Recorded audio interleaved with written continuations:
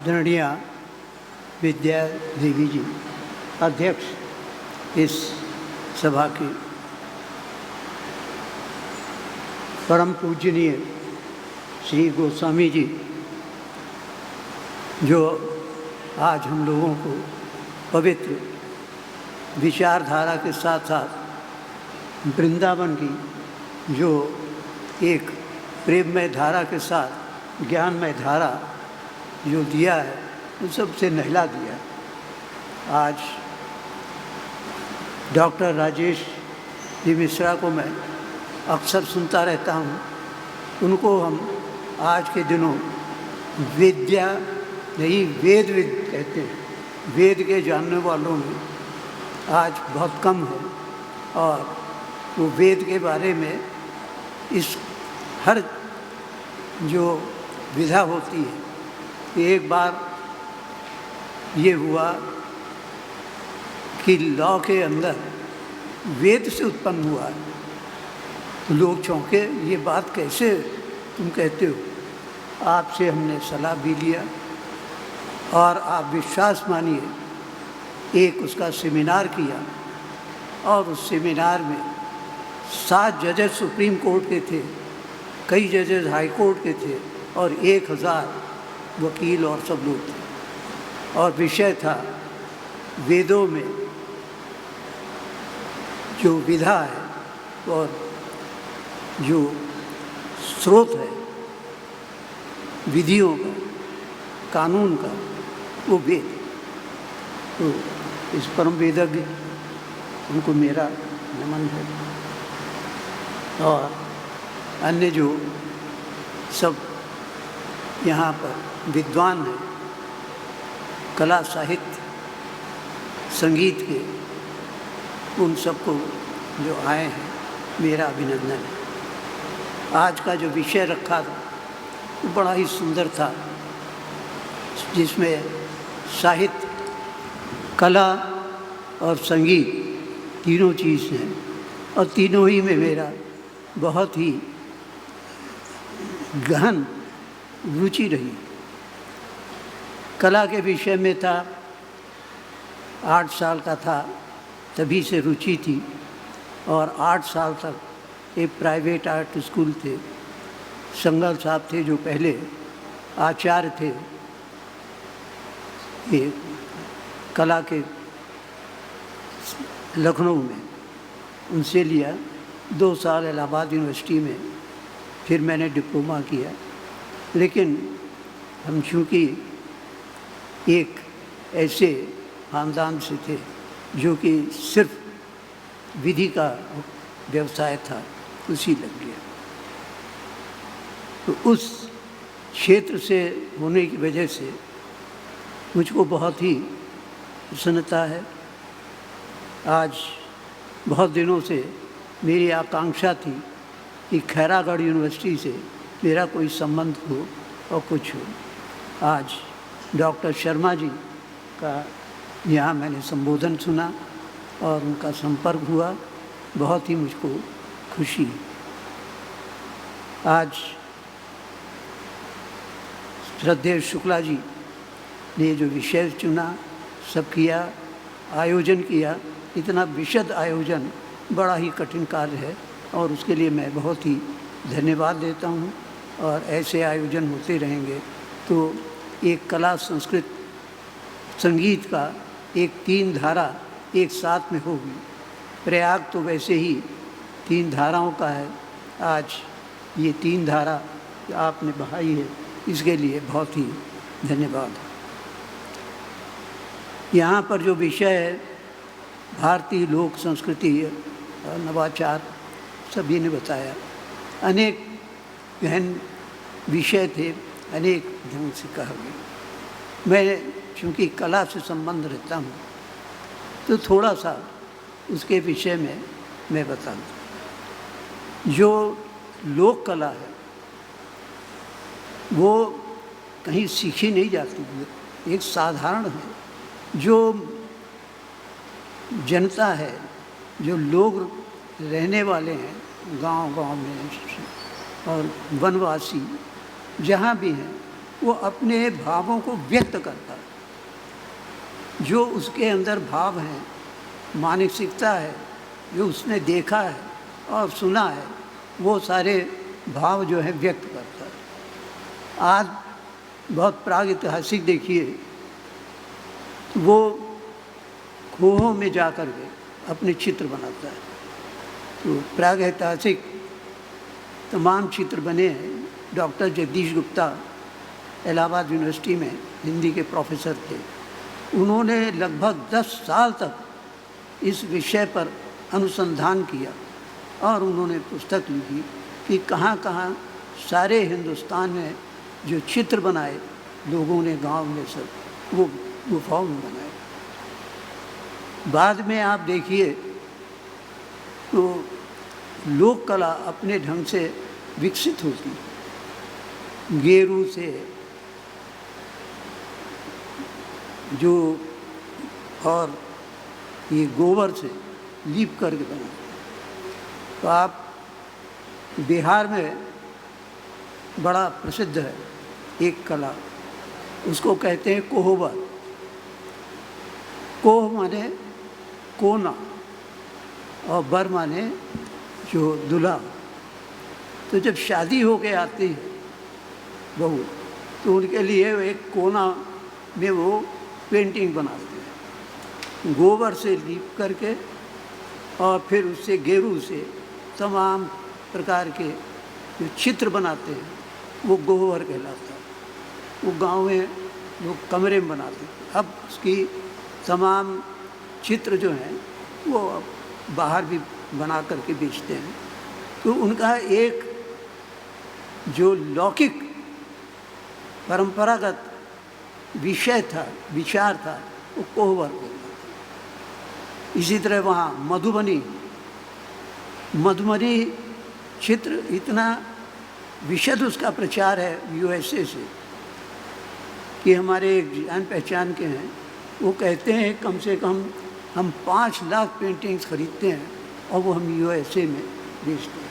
वो मधुबनी पिक्चर क्या है? लोक कला है। आप उसको देखें, चित्र बने हैं, गाने, नाचने, देवी देवता, ऐसे तमाम चित्र बने। ये लोक कला है और कितनी प्रसिद्ध हुई। आप घरों में देखिए, दीपावली पर हमारे घर में भी माता जी वगैरह दीवार पर एक चित्र बनाते हैं, गणेश की, लक्ष्मी की, चाँद की, उससे तारे भी, चाँद भी, सूर्य भी, ये सब बनते हैं दीवारों पर। और ये लोक कला जो है इस प्रकार की आप अनेक शहरों में, अनेक गांवों में देखिए। शहरों में तो होगा कि नहीं होगा, गांवों में इसी तरह बनता है। आप अल्पना है, यहाँ कम है, दक्षिण में बहुत है। आप दक्षिण में किसी घर में जाइए, वो अल्पना बनाते हैं, स्वागत है। जब आप जाइए, आपका स्वागत है, वो अल्पना बना होता है। ये अल्पना, ये लोक कला है। लोगों को स्वागत कैसे करें, उन्होंने चित्रों में उसको प्रवेश किया। वो आप लोक कला है। एक भारतीय परंपरा है, भारतीय विचार है कि कैसे हम करें। ये कहीं किसी देश में मिलेगा अल्पना? यहाँ कम है, यहाँ पर बनता है, दिवाली पर बनता है अल्पना। और लेकिन दक्षिण में लगभग सब मकान में बनता है। वो कहते हैं हम स्वागत कर रहे हैं। ये स्वागत की परंपरा अल्पना में, कला में उत्पन्न हो गई। ये एक आप विषय राजस्थान में तो हर जगह आप लोक कला देखेंगे, गांव-गांव में लोक कला देखेंगे। वहाँ की किशनगढ़ शैली विशेष प्रकार की है। आप लोक कला में वो भाव, वो एक आध्यात्मिकता दिखाई पड़ेगी। सर्प बनाते हैं। सर्प जो है महान पृथ्वी को रखने वाला, धारण करने वाला। आप शंकर को देखिए, गले में सर्प है, विष्णु सर्प पर लेटे हैं। एक सर्प जो है धारणा बहुत ही उसके अनेक पक्ष हैं, वो बनाते हैं दीवारों पर, घर पर। आप कलश बनाते हैं, कलश संपूर्णता है। आप स्वामी जी ने भी कहा एक कलश जो न बना तो आपका पूर्णता नहीं हुई। उसके अंदर आपका समस्त तीनों चीज़, भौतिक, मानसिक, आध्यात्मिक चीज़ें इसी कुंभ के अंदर, कुंभ तो कलश पूर्णता का विषय है। उसमें पत्ते भी लगाते हैं, उसके ऊपर वो लगाते हैं, उस पर दीप लगा देते हैं। ये एक भारतीयता का प्रतीक है। आप पाश्चात्य में इस तरह का कहीं मिलेगा नहीं, ऐसी चित्र का आपको नहीं मिलेगा। आप ये भारतीयता की लोक है। आप इसके अलावा अब आप पाश्चात्य कला को देखिए। पाश्चात्य कला करीब 1400 के आसपास हुई। उन्होंने रंग जो बनाए वो ज़्यादातर ऑयल से बनाए थे, तो ऑयल पेंटिंग्स करे। उनके विषय जो थे पहले, वो आप सीनरी बनाते। फिर उन्होंने मानव को बनाया, माता पिता स्त्री, और उसके बाद में पिकासो, साल्वाडोर, ये तमाम अनेक जो पाश्चात्यकार थे, उन्होंने कहा कि ये नहीं, अब हम प्रकृति को बना दिए, प्रकृति की सीनरी बना दिया, मानव को बना दिया, वो भी बना दिया। अब उसके बाद मानव के मन की बात करें, तो मानव के मन की बात कैसे करें? पिकासो ने कहा कि ऐसा है, सिर बनाया और सिर में 3 आँखें, 1-2 आँख और पीछे भी लगा दिया। ये क्या किया? कहा आदमी जो है आगे की नहीं पीछे की भी सोचता है, इधर की देखता है, उधर भी, उसका दिमाग ऐसे फिरता है, इसलिए बना दिया। साल्वाडोर ने एक पिक्चर बनाई, घड़ी गोल गोल बनती है, तमाम तो जानते हैं। उन्हें घड़ी वो पिघलता हुआ दिखा दिया कि लुढ़क गई, ऐसा बनाया और नीचे लुढ़कता। अरे ये क्या बनाया? कहे समल बीतता है, पिघलता है, तो ये हम पिघला हुआ बना रहे हैं। लोग समझते नहीं, घड़ी देख लेते, हम कहे पिघली हुई घड़ी देख लो। तो इस तरह उन्होंने अब जो चित्र बनाने लगे, वो उन्होंने कहा कि हम मानसिकता का किस तरह से मनुष्य सोचता है, उसको हम चित्र में बनाते हैं। तो अब एक नई शैली, अनेक शैली, एक्सप्रेशनिस्ट और तमाम नाम दिए, वो हो गए। अब वो भारतीयता नहीं है। हमारे यहाँ भारतीयता का विचारधारा सब चीज़ है, तो ये एक अलग है। तो हम अपनी भारतीयता का बनाते हैं, उससे भारतीयता, और वो भारतीयता आज भी लोक में है, गाँवों में, वनवासियों में, इस तरह से जनता के बीच में, साधारण लोगों में, गांव-गांव में है। हर गांव में चित्रकार है, हर गांव में चित्रकारी होती है। ये चीज़ें कहीं मिलेंगी नहीं, ये भारतीयता है और उसी बढ़ता है। इसी तरह भाषा है, भाषा भी लोक भाषा है। अब आप देखिए, आप कहेंगे बिजली बुझा दो, वो कहें बिजली मत बुझाओ। वो कहते हैं बिजली जो दीप है उसको बढ़ाओ, बढ़ गई, मतलब वो बुझी नहीं। इसी प्रकार अनेक भाषाएं भी लोक भाषा बनी, वो बढ़ती। अब लोक परंपरा में देखिए, राम और भगवान राम, भगवान कृष्ण आज जो है गांव-गांव में, जगह जगह, आप ये देखिए दक्षिण में इतना विरोध है अनेक बातों में उत्तर के, लेकिन कृष्ण जो है वहाँ पर किस प्रकार से चित्रों में है, गानों में है, तो ये लोक परंपरा से है। उनका भगवान कृष्ण का प्रेम गली और वो लोक पे चला रहा है। राम कथा, एक प्रसन्न राघव नाटक बड़ा प्रसिद्ध है, वो प्रसन्न नाटक में जो सूत्रधार है वो कहता है, वो जो दूसरा है कि भाई तुम राम के बारे में काहे नाटक लिखे हो, क्या ख़ास बात है? अरे लाखों राजा हो चुके आज 5000 साल में, मेरे अनुमान से वो 3000 से 5000 के बीच में था, क्योंकि जब राम जन्मभूमि का मुकदमा कर रहा था तो सवाल ये था कब थे भी कि नहीं थे, जन्म भी हुआ था कि नहीं था। खैर एक अलग रिसर्च चीज़ थी। अंदाज़न मेरा 3000 से 5000, तो आज 5000 से मान लीजिए लाखों राजा हुए, आखिर राम का ही नाम ऐसा क्या है कि जो उनका भी नहीं? उसने जवाब दिया, उनका चरित्र दुनिया पर कोई ऐसा व्यक्ति नहीं है जो कि राम के बगैर उनका चरित्र, जिसने एक क्षण में राज्य को छोटा और जिसमें कि एक क्षण भी ये नहीं हुआ कि हमको राज्य हटाया, खुशी खुशी चले। जिन्होंने भाइयों के लिए क्या, वो यहाँ राम कथा नहीं। कहने का मतलब ये है, वो एक से दूसरे, कथा माने होता है कथित, कथित माने एक से दूसरे ने कहा, यही कथा है।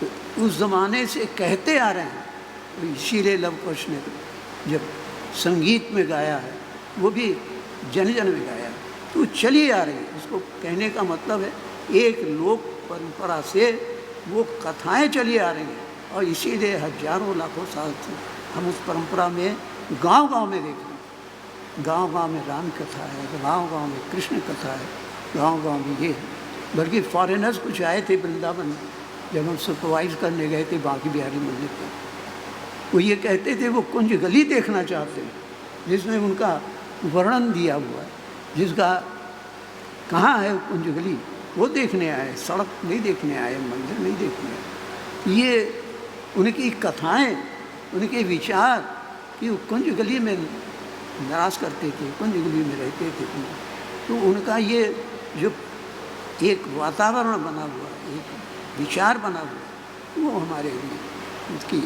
चला रहा है। ये लोक परंपरा से, लोक कथा से चला रहा है। रही संस्कृति की बात, संस्कृति माने जो अच्छा करती, सम माने अच्छा, आपने बताया संप्रदाय, सम माने सम्यक, जो अच्छा कर दे।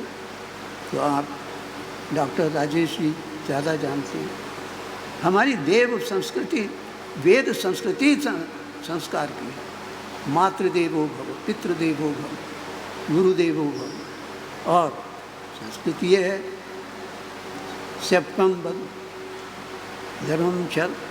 तो आप ये वैदिक संस्कृति है, हमारे यहाँ सिखाया गया था। जब वेद थे, हजारों 10,000 साल से पहले, भगवान राम के पहले से थे, तो बड़ा रिसर्च हुआ, तो 10,000 साल से चला आ रहा है। ये हमारे वैदिक संस्कृति बच्चों को और सबको सिखाया गया कि तुम भाई सत्य बोलना, यही हमारी वैदिक संस्कृति, माता पिता की।